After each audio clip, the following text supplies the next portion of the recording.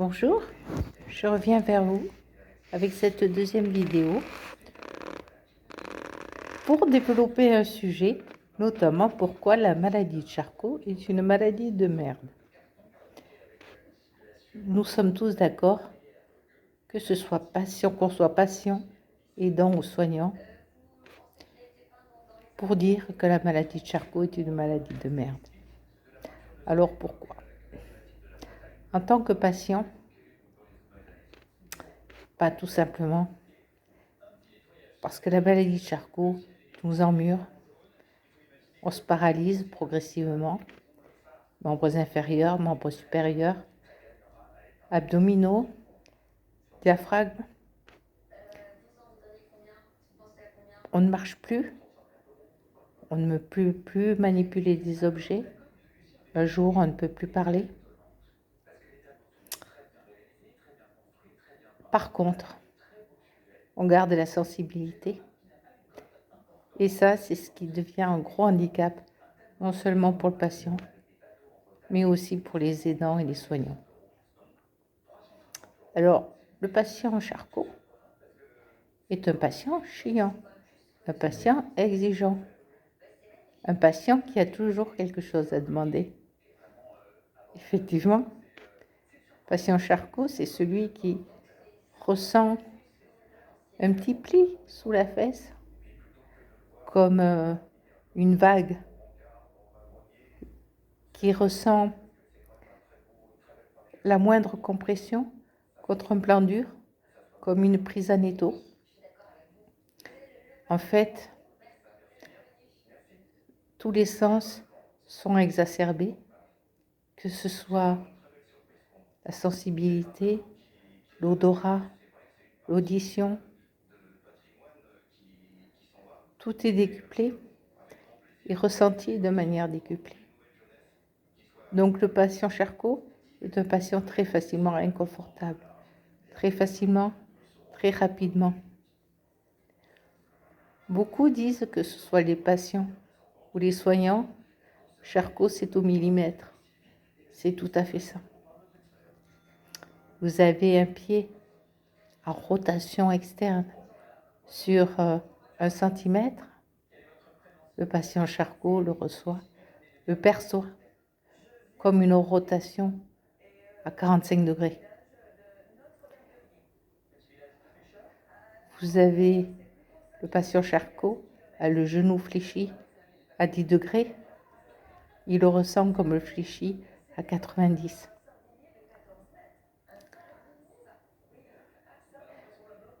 Qu'est-ce que cela induit? Cela induit pour les aidants et les soignants une organisation, une anticipation au millimètre, positionnement des mains, mise à disposition des objets de manière à ce qu'ils soient accessibles pour ceux qui peuvent encore utiliser un petit peu les doigts ou la main. Ça veut dire qu'une bouteille d'eau 5 mm trop éloignée devient totalement inaccessible pour le patient. Pour tous les objets mis à proximité, il en est de même, faisant du patient Charcot un patient dépendant. Donc, beaucoup de précision, beaucoup de demandes, beaucoup d'assistance, lourde pour les aidants, lourde pour les soignants. Concernant les mobilisations, très compliqué aussi, pas toujours compréhensible, pour les soignants notamment. Le patient Charcot, c'est un patient paralysé. Quand le patient Charcot est spastique, c'est-à-dire avec des membres inférieurs raides, il est évident pour tout le monde qu'il peut avoir un appui lié à la spasticité. Le patient Charcot-Flasque est un patient qui, pour tout le monde, n'a plus d'appui, donc ne peut pas être verticalisé. Eh bien, erreur. Je suis une Charcot-Flasque qui peut pourtant être verticalisée avec un verticalisateur. il faut bien évidemment que ce verticalisateur soit adapté, notamment avec un appui tibia épais et rembourré et une ceinture de levage adaptée également avec un système de baudrier. Avec ce système, le patient Charcot peut être verticalisé et les transferts sont d'autant plus facilités dans le temps, dans l'espace, comparativement à un lève-personne. Malheureusement, ceci n'est pas forcément dans la culture soignante, puisqu'un patient qui n'a pas d'appui, qui est flasque, est un patient qui doit être transféré avec un lève-personne. Or, je ne m'étendrai pas sur les nombreux intérêts de la verticalité. Le verticalisateur est pour un patient Charcot une rare occasion d'être, ou si ce n'est l'unique occasion, d'être verticalisé, avec toute l'incidence que ça peut avoir sur l'homéostasie, sur le transit, sur l'élimination urinaire, et tout simplement l'incidence morale. Le fait de pouvoir être encore quelques minutes debout. J'ai personnellement été admise en séjour de répit dans une USP, une manière de faire connaissance avec le personnel, les médecins, toutes les personnes que je reverrai le jour de mon ultime séjour. Tout le monde y a été charmant, adapté, relationnellement excellent. Par contre, matériellement déficient, puisque pas de verticalisateur dans le service, dans une USP où le patient reste au lit, où il est transféré avec un lève-personne. Inutile de vous dire que dès le premier jour, j'ai compris, j'ai vécu ce que pouvait être un syndrome de glissement.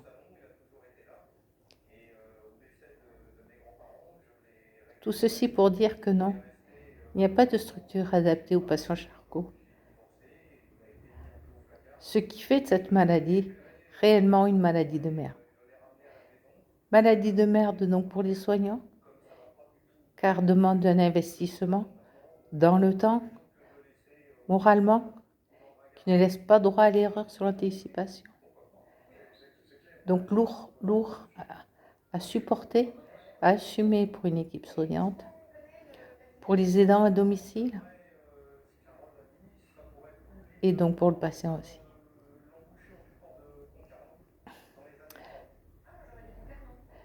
La SLA ou la maladie de Charcot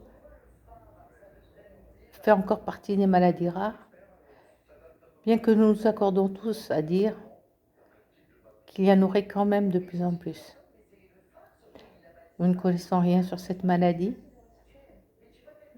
Les avancées scientifiques permettent aujourd'hui d'avoir un traitement prometteur pour les formes génétiques, qui représentent une minorité des cas. Mais reste le problème des délais de diagnostic. Personnellement, je vais dire que j'ai eu la chance de n'avoir été que pendant 3 mois en errance médicale. Certains l'ont été pendant de nombreux mois, voire des années. Le diagnostic tardif peut donc remettre en question le traitement même dans les formes génétiques. Je dirais enfin que oui, c'est une maladie de merde, parce que même si le pronostic remet en question le pronostic vital à moyen terme, ce moyen terme, voire le court terme, ce qui me concerne, puisque j'ai une forme d'évolution fulgurante, reste quand même un délai qui peut être très très lourd pour des aidants à domicile, pour des soignants en structure inadaptée, que les aides à domicile restent encore très limitées. Dans ma première vidéo, je vous ai fait part de mon regret de ne pas avoir accès à des aides-soignants libéraux. Les soins infirmiers sur prescription sont dans mon cas quasiment inexistants. J'ai besoin de soins de nursing, d'accompagnement, de massage,